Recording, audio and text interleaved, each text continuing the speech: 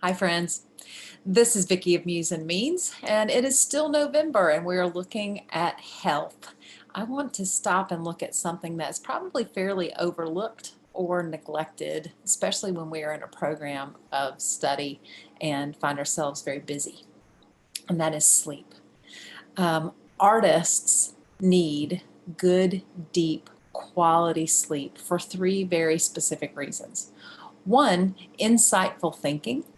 Two, creativity, and three, memory. So I want to look at some different components of sleep that maybe we don't stop to consider, and then maybe also look at some ways that we can assist ourselves in getting to that good sleep and then staying there as long as our bodies need it to be. So first of all, how much sleep do you get? Do you get enough on a regular basis? And what is enough for you to not only feel like you've gotten sleep, but you've gotten good quality sleep? This is different for everybody. Everybody has a different set of circumstances, a different body, and different needs. So on average, the average adult from ages 18 to 64 needs somewhere in the ballpark of 7 to 9 hours of sleep, certainly when we're children, and then as we age beyond, we have different needs, but typically that's 7 to 9 hours. During that course of an evening of sleep, our body will go through those different sleep cycles. And on average, let's just use 90 minutes as an average amount of time for a sleep cycle to occur. We want to try to go into 5 to 6 cycles of sleep so that the body can dip into those third and fourth stages of sleep. That's where our body starts to cellular repair itself. It's there that we start to register and feel and get that restoration that's needed from the previous day, week, month, year of all the wear and tear that we've had on the body. So considering what time you go to sleep, what time you need to wake up, trying to get those 5 to 6 cycles of 90 minutes of sleep, all those things can go into helping you figure out your best amount of sleep. Now, there's a great sleep calculator online that's in an article I'm going to attach to this video. So maybe give that a quick look and see how that might help you determine your best sleep number. Now, there are some things outside of our control that we need to be mindful of as our society is continuing to evolve and we are becoming more technological in nature. This modern day living that we're living can start to move our bodies to a place where it naturally doesn't want to go into those third and fourth stages of sleep. But there are some things that are within our control that we can look to. One, how we fuel ourselves and how we hydrate ourselves. Obviously, being hydrated throughout the day is really important for many reasons, but it also affects our sleep. How we fuel ourselves, eating as much unprocessed foods as we can, watching our sugar intake, not only for inflammation, but because it's also a stimulant. So what we eat, when we eat, and how much we eat. So speaking of when we eat and drink, we want to be aware of what we eat and drink about this 2 or 3 hours before we go to sleep, especially as it relates to alcohol, nicotine, and caffeine. Those all affect the way our body gets into sleep and then stays asleep. So maybe considering not consuming those things a few hours before. Also, screen time. I think most of us are aware that the 30 minutes before going to sleep, we may want to let our eyes be on only those things that are natural light, because the light from technology is a stimulant. Also, the activity levels that we have during the day, making sure we're moving our bodies. Bodies are built to move, and getting that good exercise that we need throughout the day. Exposure to sunlight is helpful. And then also finding those ways that you can practice letting your body come into relaxation. It's weird to think that we need to practice being relaxed, but we actually do. So once you've gotten into bed at night Let's say you're trying to fall asleep and sleep is just not coming to you very quickly. What is something that you can do there? I want to take us through a very simple and very short guided relaxation exercise. Some may call this a guided meditation, but it's something that you can do now, and then you can also teach yourself how to do later because it's very short. It just follows the path of your breath from your nose to your navel. That's part one. Part two is to do a body scan. Just bring your full attention and awareness to the different parts of your body in an organized fashion. And then notice the activity of your mind, and then repeat.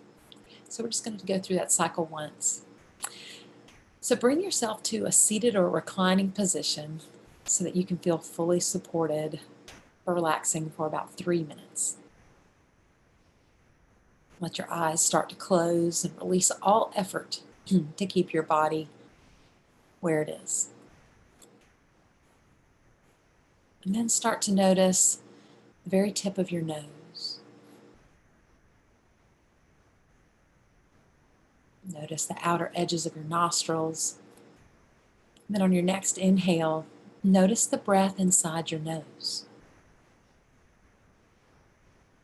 Cool air coming in, warm air moving out.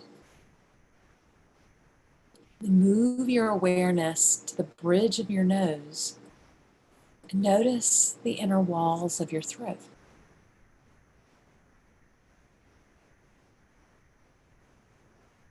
Then shift your attention into your chest and your lungs, noticing how your upper chest changes shape as you welcome a breath in and out. And finally, we come to the ribs, the belly, and the lower back. And then from your nose to your navel, start to notice where in your body you most strongly feel the sensation of your breath.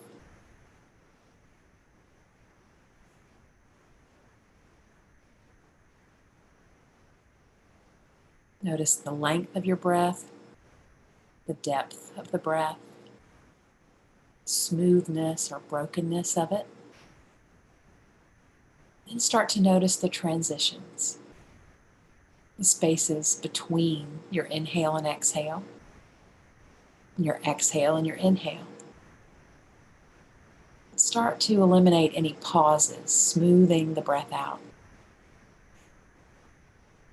And then guide your full attention to the soles of your feet. Notice your ankles, calves and shins, knees and thighs, hips, lower back, belly, ribs, your heart, lungs, collarbones and shoulders, your arms, palms, fingers,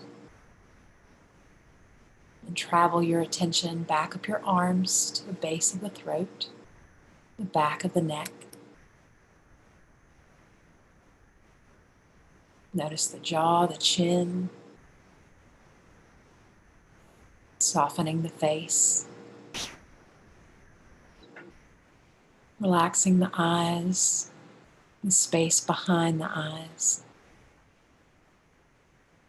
Noticing your ears, the back of the head, and then letting your attention rest on the crown of the head. Notice the activity of your mind. And if a thought is present, give it plenty of space. Just let it be there without judgment, observing it, watching the thought rather than engaging in it. And then take one full, easy breath in through your nose. Hold it when you get to the top. And then when you're ready, release with a gentle sigh through the mouth. You can stay here as long as you'd like. And then when you're ready, and only when you're ready, allow your eyes to begin to open. So you can use that anytime you need to during the day. If you find yourself in a moment of stress or anxiety, that's a great way to bring yourself back to center. And then it's also a great thing to practice in the evening as we are preparing and falling asleep. So notice how you feel after you wake up. Do you feel restored and do you feel refreshed? Notice any other signs on your dashboard that are telling you that you need more sleep. And then plan for that sleep. Give yourself that rest that you need so that as an artist, you can practice insightful thinking. You can be more creative in your pursuits. And you can also have boosted memory. Stay strong, be well, and engage in your art form as only you can. Peace and love, friends.